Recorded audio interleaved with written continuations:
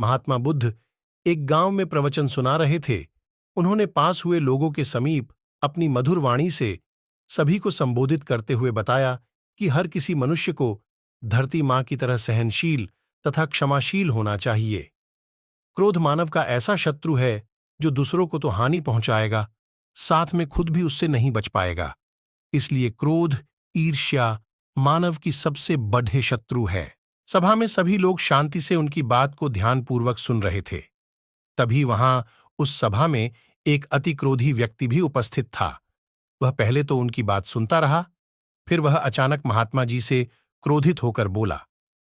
बोलते समय उसका आंखें खून के सामान लाल हो रही थीं। उसने बोला कि तुम ढोंगी हो, यहां बैठकर लोगों को बेवकूफ बना रहे हो। ये जो भी तुम कुछ कह रहे हो ना, इसको सचमुच करना बहुत मुश्किल है। समझे, तुम्हारी इन बातों का कोई मतलब नहीं है।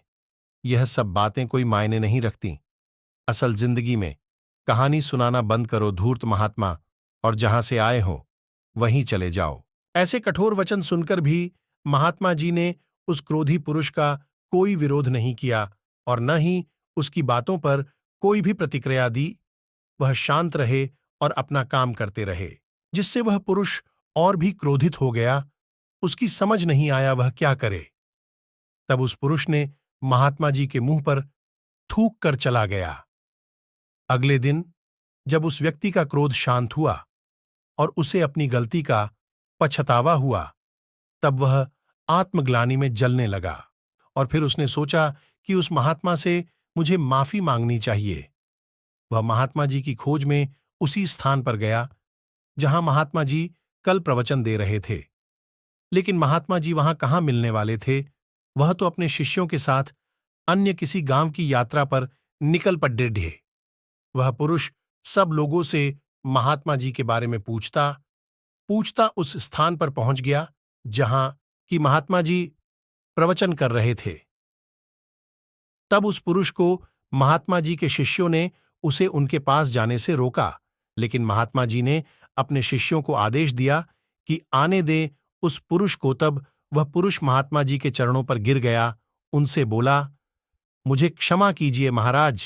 उसने महात्मा जी से पूछा, क्या आप भूल गए हो कि मैं वही जिसने कल आपका इतना अपमान किया था? मैं अपने दुष्ट कृत्य की आपसे माफी मांगता हूं। तब महात्मा जी ने बड्ढे शालीनता से उस पुरुष से बोले कि कौन सी बात? तब उस पुरुष ने बड्डी हैरानी से महात्मा जी की ओर देखा।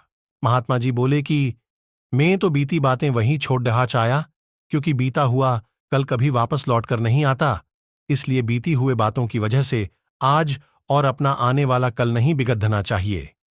जो हो गया सो हो गया। तुम्हें अपनी भूल का एहसास हुआ, यही सबसे बद्धी बात है। तुम अपनी गलती को मान लिए, सो तुम अब निर्मल हो गए हो। इसलिए कोई भी ग्लानि अपने मन में नहीं रखो। अपने आने वाले कल के बारे में विचार करो और उसे सुधारने का प्रयास करो। महात्मा जी की बात सुनकर उस पुरुष के मन का भार हल्का हो गया और उसने महात्मा जी के चरणों को पकड़ी आचकर कहा, आज से मैं अपने क्रोध का त्याग करता हूं और धैर्यवान और क्षमाशील होने का प्राण आज से लेता हूं।